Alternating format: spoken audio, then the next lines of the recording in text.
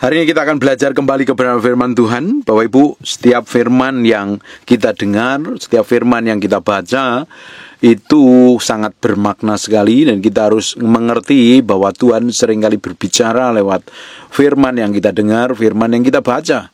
Makanya kita harus memiliki kepekaan yang tajam dengan Tuhan. Jangan sampai kita udah bikin kesalahan, ditegur oleh hamba Tuhan, ditegur oleh pengkhotbah, ditegur oleh firman yang Bapak Ibu baca dan Ibu dengar, tapi tetap melakukan kesalahan. Kalau kamu tetap ngotot melakukan pelanggaran, melakukan kesalahan, nanti engkau sendiri akan berurusan dengan Tuhan. Tuhan mau hidup kita ini berjalan sesuai ketetapannya, ngikutin kehendaknya, bukan hidup ngawur, bukan hidup sembarangan, bukan hidup sembrono. Tapi banyak orang ngikutin maunya, ketika bikin kesalahan, ditegur tidak terima. Ketika bikin dosa, ditegur marah, membela diri, membenarkan diri, merasa harga dirinya diinjak-injak, malah menghina orang yang menegur, menyerang balik, dan melakukan hal yang jahat, atau melakukan hal yang tidak berkenan di hadapan Tuhan. Kalau kita memiliki sikap hati yang seperti itu, ujung dari kehidupan kita ini tidak akan didapatin berkenan di hadapan Tuhan. Kita akan berurusan dengan Tuhan. Sebab apa yang kita perbuat, apa yang kita lakukan hari ini, suatu hari kita akan menuainya. Entah itu baik, entah itu jahat. Tergantung kita mau bertindak seperti apa di hadapan Tuhan. Kita akan melihat seorang raja yang ujungnya mengerikan dan membawa sengsara yang mengerikan pada para rakyatnya. Kita buka bersama di Yeremia pasal yang ke-52, mulai ayat yang pertama. Zedekia berumur 21 tahun pada waktu ia menjadi raja, dan 11 tahun lamanya ia memerintah di Yerusalem. Nama ibunya ialah Hamutal binti Yeremia dari Libna. Ia melakukan apa yang jahat di mata Tuhan, seperti yang dilakukan Yoyakim. Sebab oleh karena murka Tuhanlah hal itu terjadi terhadap Yerusalem dan Yehuda, yakni bahwa ia sampai membuang mereka di hadapannya.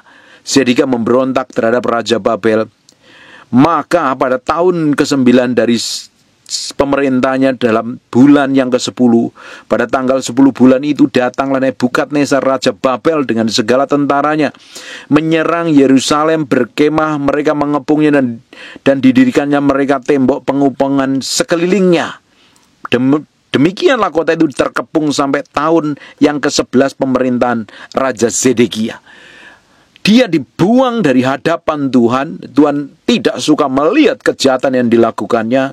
Dan di ujungnya dikirim musuhnya. Mereka mengepung, dibuat menderita selama pemerintahannya. Dan kelaparan terjadi dan mengerikan sekali. Di ujung hidupnya hancur, berantakan, bahkan dipermalukan. Bapak Ibu, kalau kamu melakukan hal jahat di mata Tuhan, ditegur, diperingatkan, terima dengan rendah hati, jangan membela diri. Terima itu sebagai didikan, terima itu sebagai nasihat untuk kita belajar berubah di hadapan Tuhan, menjadi serupa segambar dengan Tuhan. Tapi Raja Zedekia ini melakukan apa yang jahat di mata Tuhan, seperti yang dilakukan oleh orang tuanya, dan ujungnya dia dibuang dari hadapannya Tuhan. Kita lihat apa yang dilakukan oleh Raja Zedekia ini. Sekarang kita lihat di 2 Tawarik pasal yang ke-36 ayat yang ke-12. Nanti kita lompat ke ayat 15 dan 16. Di 2 Tawarik 36 ayat 12, ia melakukan apa yang jahat di mata Tuhan Allahnya, dan tidak merendahkan diri di hadapan Nabi Yeremia yang datang membawa pesan Tuhan. Tuhan itu selalu sayang kepada bangsa pilihannya. Berkali-kali dia bikin kesalahan, dibangkitkan seorang nabi. Tuhan bicara lewat nabi ini untuk ditegur, dinasihatin supaya tidak turun murka Tuhan. Tetapi apa yang terjadi? Tetap ngotot, tidak mengindahkan, tidak merendahkan diri, malah menyombongkan diri, tidak menghormatin pesan Tuhan. Di ayat yang ke-15, namun Tuhan Allah nenek moyang mereka berulang-ulang mengirim pesan melalui utusannya, karena ia sayang kepada umatnya dan tempat kediamannya. Berapa banyak kita sering bikin dosa dan pelanggaran. Tuhan selalu ingatkan, Tuhan selalu tegur. Tapi banyak orang gak sadar loh. Banyak orang menerima didikan, dan ada beberapa orang menolak itu, dan ujungnya mereka menjadi orang yang keras kepala. Tuhan kita itu Bapa yang baik sampai hari ini. Kalau hari ini engkau bikin dosa, bikin pelanggaran, ditegur, dinasihatin, dididik oleh siapapun, terima itu sebagai kasihnya Tuhan melalui orang-orang di sekitarmu untuk mendidik dan menegur supaya kita ini balik dari jalan yang jahat. Tapi kalau hari ini kamu dengar firman ini, kamu tetap melakukan hal jahat di hadapan Tuhan, kalau engkau tidak melakukan yang benar di mata Tuhan, engkau memutuskan tetap melakukan hal jahat, kamu akan berurusan dengan Tuhan. Kasih setia Tuhan tersedia sampai hari ini. Dia Allah yang tidak pernah berubah dahulu, sekarang, dan selamanya. Yesus rela mati di kayu salib untuk menebus dosa kita, pelanggaran kita. Kita dijadikan anaknya untuk menerima ahli waris kerajaan Allah. Kalau hari ini kamu mengeraskan hatimu, sudah ditegur, dinasihatin, ujung hidupmu engkau akan ketemu dengan murka Tuhan. Apa yang kamu perbuat, suatu hari kamu akan tuainya. Berjalan, nikmatin kasih karunia Tuhan. Bertobat dan berubah. Akuin dosamu dan pelanggaranmu. Bertobat, berjalan bersama Tuhan. Dan Tuhan akan memulihkan hidupmu. Tapi ketika engkau bikin kesalahan, tetap melakukan dosa, sekalipun Tuhan sayang, Tuhan ingatkan, Tuhan peringatkan, banyak hal Tuhan seringkali bicara kepada kita ketika kita bikin pelanggaran dan dosa. Bapak Ibu nyetel TV, tiba-tiba ada channel rohani, dan ketika pendetanya itu khotbah, nemplah hatimu. Atau mungkin kamu dengerin di radio, atau kamu ngobrol dengan komunitasmu, atau datang ibadah hari Minggu, atau Tuhan pakai tegur siapapun. Ketika kau bikin kesalahan dan pelanggaran, itu bukti kasih Tuhan. Jangan lakukan lagi. Bertobat dan berubah. Bertobat dan berubah. Kasih setianya masih ada. Makanya di ayat ini, di ayat 15, namun Tuhan Allah nenek moyang mereka berulang-ulang mengirim pesan melalui utusan-utusannya. Tuhan selalu pingin hidup orang yang dikasihinya. Kita sebagai anak-anak itu berjalan dalam kebenaran.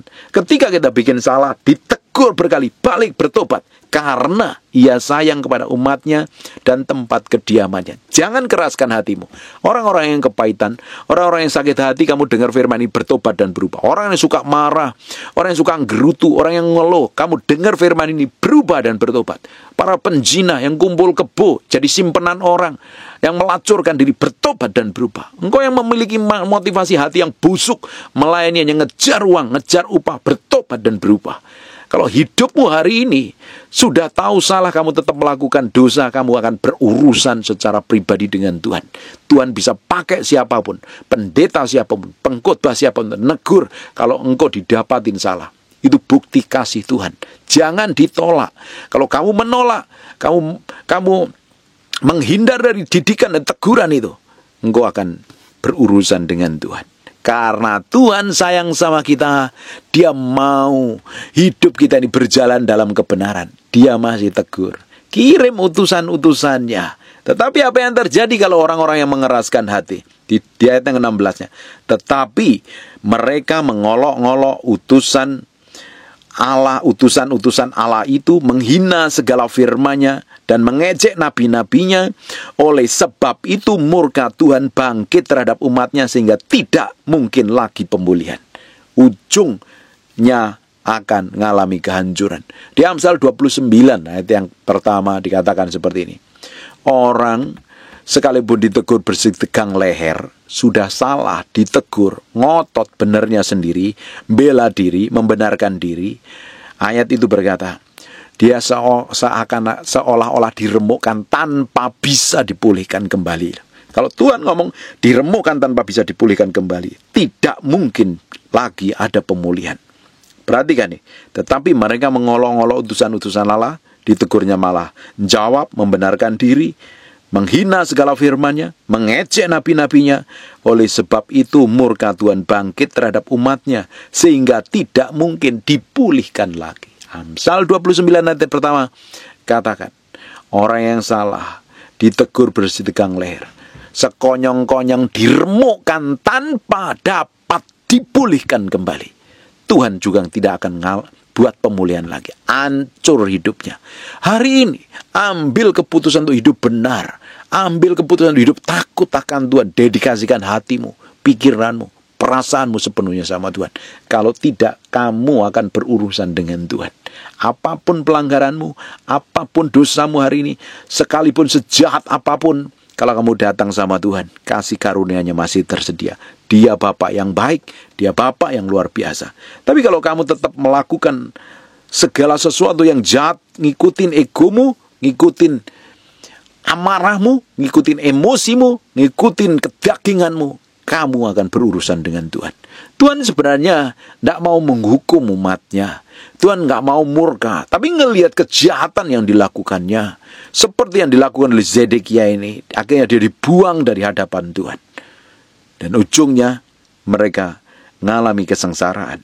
Zedekia kotanya dikepung sampai tahun yang ke-11 pemerintahan Raja Zedekia. Dikepung habis-habisan. Tapi bisa bayangin itu. Apa yang terjadi?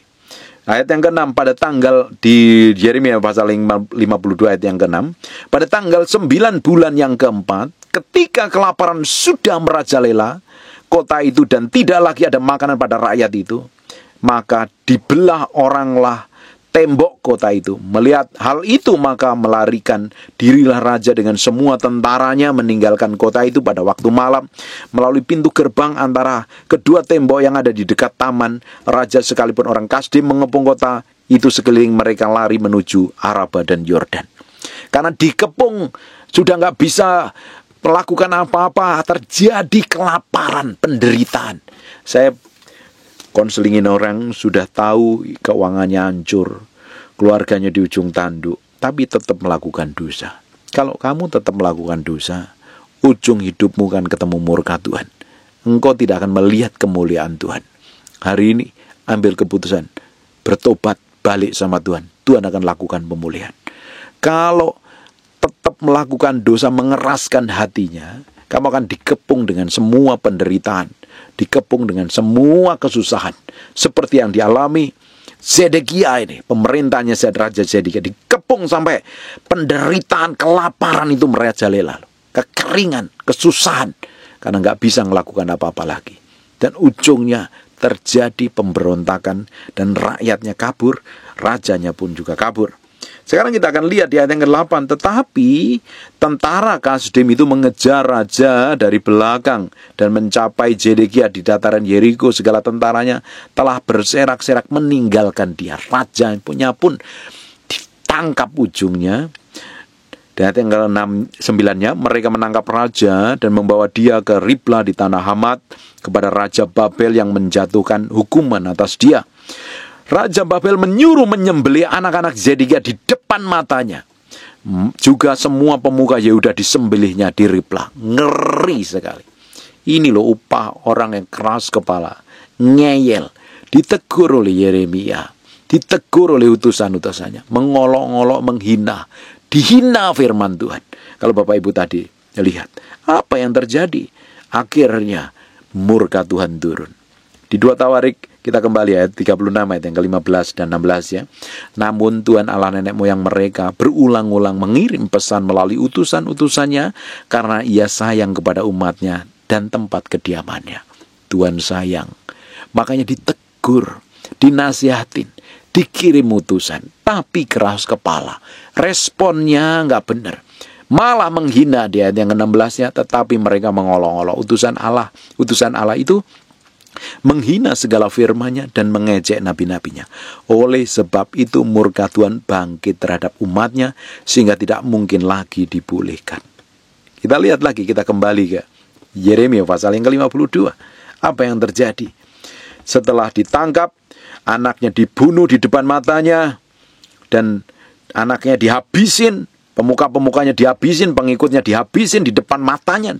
Ngeri ini. Di ayat yang ke-11-nya, kemudian mata Zedekia dibutakannya, lalu ia dibelenggu dengan rantai tembaga. Ngeri, ngalami penderitaan.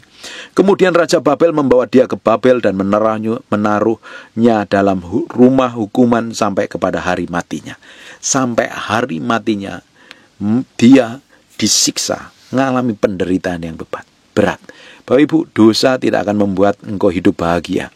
Kamu melakukan dosa enaknya di depan, di ujungnya kamu akan bayar dengan harga yang sangat mahal sekali. Apapun dosa, ketika dilakukan kelihatan enak dan indah di awalnya, tapi semua dosa ada konsekuensi di belakangnya, apapun itu namanya. Mau korupsi, mau maki orang, mau berzina, mau selingkuh, mau apapun lah namanya dosa. Kelihatannya indah di awalnya, tapi ada ujungnya, sebab upah dosa adalah maut. Kematian yang kekal itu artinya maut. Bapak Ibu, ujungnya engkau akan mengalami penderitaan kekal selama-lamanya. Hari ini, selama Bapak Ibu masih dengar firman ini, bertobat dan berubah, ambil keputusan untuk jalan sama Tuhan, untuk berjalan hidup sesuai dengan kebenaran firman Tuhan. Pelan-pelan engkau akan diberikan kekuatan, karena Roh Kudus ketika engkau bertobat, Dia akan menuntunmu, membimbingmu, Dia menyertaimu, Dia akan menghiburmu, Dia akan membawamu ke dalam seluruh kebenaran. Berjalan, mengalami pemulihan, berjalan dalam kekudusan, berjalan dalam kesucian, engkau akan menikmati semua anugerah dan kemurahan Tuhan. Hari ini, belajar mendedikasikan hatimu sepenuhnya di hadapan Tuhan. Ketika dengar firman ini, bertobat dan berubah, ambil keputusan untuk mencintai Tuhan dan mengasihi Tuhan. Kita lihat lagi, sampai matanya dibutakan, dipermalukan, dibelenggu dengan rantai tembaga. Kemudian Raja Babel membawa dia ke Babel dari tawanan dan menaruhnya dalam rumah hukuman sampai kepada hari matinya. Dalam bulan yang kelima pada tanggal 10 bulan itu, itulah tahun ke-19 pemerintahan Nebukadnezar Raja Babel, datanglah Nebuzaradan, kepala pasukan pengawal yang melayani Raja Babel di Yerusalem. Ia membakar rumah Tuhan, rumah raja, dan segala rumah Yerusalem, segala rumah orang-orang besar dibakarnya dengan api. Dihabisin semuanya. Gara-gara dosa, gara-gara pelanggaran, tidak hidup benar di hadapan Tuhan. Segala tembok sekeliling kota Yerusalem dirobohkan oleh tentara Kasdim yang ada bersama-sama dengan kepala pasukan pengawal itu. Sebagian dari orang-orang yang paling lemah, dan sisa-sisa rakyat yang masih tinggal di kota itu, dan pembelot-pembelot yang menyeberang ke pihak Raja Babel, dan sisanya para pekerja tangan diangkut ke dalam pembuangan oleh Nebuzaradan, kepala pasukan pengawal itu. Hanya beberapa orang miskin dari negeri itu ditinggalkan oleh Nebuzaradan, kepala pasukan pengawal itu, untuk menjadi tukang-tukang kebun anggur dan peladang-peladang. Juga tiang-tiang tembaga yang ada di rumah Tuhan, dan kereta penopang dan laut tembaga yang ada di rumah Tuhan dipecahkan oleh orang Kasdim, dan seluruh tembaganya diangkut mereka ke Babel, dijarah semuanya. Kuali-kuali, penyodok-penyodok, pisau-pisau, bokor-bokor penyiraman, dan cawan-cawan dan segala perkakas tembaga yang dipakai untuk menyelenggarakan kebaktian diambil mereka, dijarah semuanya. Ketika kamu bikin dosa, setan akan jarah seluruh hidupmu, yang menjadi bagianmu, yang menjadi kejayaanmu, yang menjadi bagian milik pusakamu, dijarah habis. Juga pasu-pasu, perbaraan-perbaraan, bokor-bokor penyiraman, kuali-kuali, kandil-kandil, cawan-cawan, dan piala-piala, baik segala yang dari emas maupun segala yang dari perak, diambil oleh pasukan pengawal. Dijarah semuanya musuhmu. Jatahmu akan hilang. Bapak Ibu nanti baca di Ulangan 28 mulai ayat yang ke-15 sampai 63 kalau tidak salah. Itu berbicara tentang kutuk. Di ayat pertama sampai ayat 14 berbicara tentang berkat. Lebih banyak ayat berbicara tentang kutuk. Kalau engkau tidak hidup benar sesuai dengan firman Tuhan, engkau akan dijarah. Setan akan jarah hidupmu. Setan akan buat hidupmu babak belur, keuanganmu babak belur, keluargamu babak belur. Ini waktunya bertobat dan berubah. Adapun kedua tiang, ayat yang ke-20, laut satu itu, yang ke-12 lembu tembaga yang ada di bawah kereta penopang yang dibuat oleh Raja Salomo untuk rumah Tuhan, tiada tertimbang tembaga segala perkakas ini. Adapun tiang-tiang itu, satu tiang 18 hasta tinggi yang dililitkan oleh tali, dan ke-12 hasta panjangnya tebal 4 jari dan geronggang dari dalam. Di atasnya ada ganjayan dari tembaga. Tinggi ganja itu 1,5 hasta, dan jala-jala buah delima dan buah ganja itu sekelilingnya, semuanya dari tembaga. Dijarah semuanya, tidak ada yang tersisa.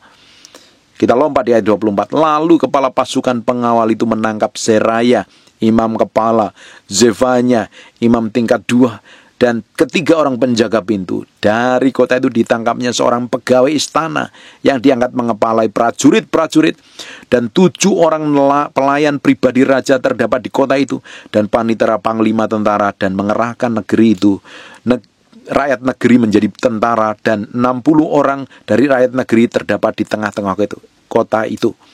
Nebuzaradan kepala pasukan pengawal menangkap mereka dan membawa mereka kepada Raja Babel di Riblah. Ngeri enggak? Ujungnya lagi, lebih mengerikan lagi di ayat yang ke-27. Lalu Raja Babel menyuruh membunuh mereka di Riblah di tanah Hamat. Demikianlah orang Yehuda diangkut ke dalam pembuangan dari tanahnya. Inilah jumlah yang diangkut ke dalam pembuangan oleh Nebuzaradan dalam tahun ke-7, 3.023 orang Yehuda dalam tahun ke-18 zaman Nebukadnezar, 832 jiwa dari Yerusalem. Dan dalam tahun yang ke-23 zaman Nebukadnezar diangkut ke dalam pembuangan Nebuzaradan, kepala pasukan pengawal 745 jiwa orang Yehuda, seluruhnya berjumlah 4.600 jiwa. Dijarah semuanya. Semua perkakas-perkakas yang dibangun di zamannya Salomo dijarah. Kutuk ujungnya menghancurkan. Dosa ujungnya menghancurkan. Lihat, kalau hari ini masih mengeraskan hatimu, merasa dirimu benar, merasa dirimu hebat, merasa ada yang dibanggakan, sekalipun kamu melakukan dosa, tinggal tunggu waktu. Kamu akan ketemu dengan murka Tuhan. Tuhan itu punya dua sisi yang berbeda, seperti dua sisi mata uang. Di sisi lain, baiknya luar biasa, kasihnya belas kasihannya. Tapi di sisi yang lain, ada hal yang kita harus respect dan hormat dengan kedaulatan Tuhan. Itu berbicara tentang murkanya Tuhan. Karena Alkitab berkata, upah dosa adalah maut. Tidak bisa dinego. Solusi dari dosa adalah bertobat balik sama Tuhan. Minta ampun sama Tuhan. 1 Yohanes 1 ayat yang ke-9. Jika engkau mengaku dosa, ya Allah setia dan adil akan mengampuni dosamu dan semua pelanggaranmu. Berjalan bersama Tuhan hari ini. Ambil keputusan untuk bertobat dan berubah. Dan Tuhan akan buat pemulihan dalam hidupmu. Tapi kalau kamu tetap ngeyel, ngotot, orang kepahitan bertahun-tahun, kamu gak bisa melepaskan pengampunan. Kamu luka batin, kamu simpan sampai kamu cerewet, kamu kepahitan. Sampai hidupmu penuh dengan kekhawatiran. Kamu dikuasain oleh ego dan hawa nafsumu. Ada orang yang hidup dalam perjinahan, orang yang hidup dalam perselingkuhan, hidup melacurkan diri, hidup dengan kejahatan apapun namanya. Hari ini, kau dengar firman ini, bertobat dan berubah balik sama Tuhan. Kalau tidak, tinggal tunggu waktu. Cawan murka Tuhan itu penuh, kamu akan ketemu murkanya Tuhan. Tinggal tunggu waktu. Apapun yang kita perbuat hari ini, apapun itu namanya, suatu hari kita akan menuainya sendiri. Entah itu perbuatan baik, entah itu perbuatan jahat, kita sendiri yang akan menikmatinya. Ambil keputusan untuk bertobat dan berubah. Cari Tuhan, kejar Tuhan, cintai Tuhan, bawa hidupmu di hadapan Tuhan, dedikasikan sepenuhnya di hadapan Tuhan. Tuhan akan bawa hidup mengalami pemulihan. Bahkan ketika engkau dipulihkan, suatu hari engkau akan dipakai memulihkan orang lain. Hari ini, Bapak Ibu, kasih setia Tuhan masih tersedia. Kasih dan kemurahan Tuhan masih tersedia. Datang sama Tuhan, ambil keputusan untuk bertobat. Kalau tidak, kamu tinggal tunggu waktu saja. Ketika cawan murkamu penuh, kamu akan ketemu dengan murka Tuhan seperti yang dialami oleh Raja Zedekia, menyusahkan seluruh rakyatnya. Rakyatnya jadi menderita. Pegawai-pegawainya dibunuh, anak-anaknya dibunuh, dibinasakan semuanya. Bapak Ibu perhatikan ya, di dalam perjanjian lama, ketika orang-orang melakukan apa yang jahat di mata Tuhan, nanti Bapak Ibu baca di 2 Tawarik di kitab Raja-Raja. Ketika raja-raja ini berbuat jahat di mata Tuhan, melakukan apa yang jahat di mata Tuhan, akhirnya Tuhan bangkitkan musuhnya untuk mengalahkan mereka. Hari ini, ketika kita berbuat jahat di mata Tuhan dan melakukan dosa dan pelanggaran yang bertentangan dengan firman Tuhan, kita ngelawan firman dengan sadar diri, dengan mata terbuka kamu memutuskan untuk melakukan hal berdosa dengan tingkat kesadaranmu, ujungnya nanti setan akan habisin hidupmu. Hari ini, kalau kamu berdosa, kamu gak bertobat, kamu membuka diri, membuat setan bisa menggagain hidupmu. Kamu di luar proteksi dan penjagaan Tuhan. Ketika kamu melakukan dosa karena dosa pelanggaran terhadap firman Tuhan, terhadap hukum Tuhan, kamu melakukan dosa, kamu melanggar, kamu di luar proteksi Tuhan. Proteksi, penjagaan, tudung itu terlepas dan ada celah di mana setan bisa menggagain hidupmu, bisa menguasain keluargamu, menguasain pernikahanmu, menguasain keuanganmu, menguasain hidupmu, dan ujungnya engkau akan diseret kepada kebinasaan. Hari ini waktunya bertobat dan berubah. Selidikin dirimu sendiri, sadar diri, bertobat, balik sama Tuhan, ambil keputusan, bertobat hari ini. Tidak ada solusi lain dari dosa kecuali kita datang sama Yesus, minta darahnya mengampuni kita, menguduskan kita. Kamu melakukan kesalahan terus-terusan, kelihatannya baik-baik saja. Hari kamu berbuat dosa, mungkin berzinalah, selingkuh, mungkin nipu orang, jahat, kepahitan lah, apapun namanya. Dosa itu kamu kerjakan, kamu lakukan. Kelihatannya indah, kelihatan baik-baik saja. Tapi tinggal tunggu waktu kamu akan menikmati sesuatu yang mengerikan di belakang.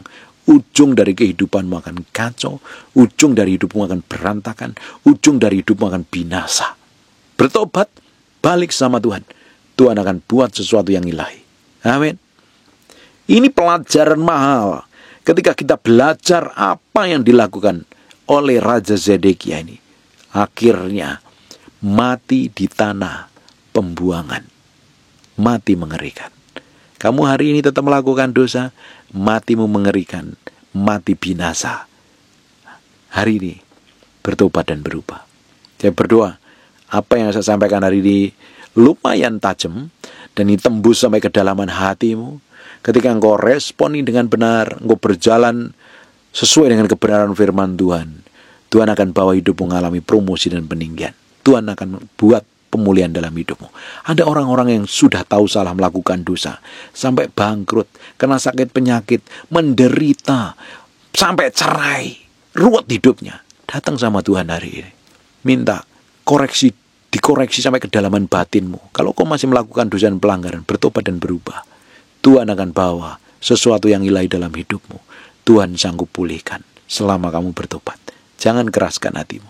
Amin. Tutup matamu, tutup Alkitabmu, kita berdoa. Bapak, terima kasih buat firman-Mu. Kami materaikan dengan darah anak domba, firman nempel dalam hati kami. Berhari-hari, berminggu-minggu, berbulan-bulan menjadi kehidupan. Dan hamba-Mu berdoa setiap orang yang mendengar firman diubahkan, dijamah oleh Tuhan. Hamba-Mu berdoa, orang yang sedang bergumul, terikat, terjerat dalam dosa, sampai dagingnya menguasai begitu rupa. Hamba-Mu berdoa hari ini, taruh tangan kananmu di dada. Hamba-Mu berdoa dalam nama Yesus, lepas, bebas. Dan Tuhan mengasihimu mulai hari ini. Ambil keputusan untuk bertobat dan berubah dalam nama Yesus. Kasih setia Tuhan masih tersedia. Datang sama Tuhan. Tuhan mengasihimu dalam nama Yesus. Orang-orang yang kepahitan, sakit hati, hidup dikuasai di masa lalu, hamba-Mu berdoa mereka mengalami kemerdekaan. Hamba berdoa untuk orang yang sakit dan mengalami kelemahan tubuh oleh bilur Yesus, oleh darah Yesus. Jadilah engkau tahir, jadilah engkau pulih, jadilah engkau sehat, sempurna seperti sedia kala. Dan nama Tuhan dipermuliakan melalui hidupmu. Hamba berdoa, firman yang hamba sampaikan jadi berkat bagi banyak orang, dan mengubahkan banyak orang, dan nama Tuhan dipermuliakan. Dalam nama Yesus kami berdoa, mengucap syukur, haleluya, amin, and God bless you. Ku percaya mujizat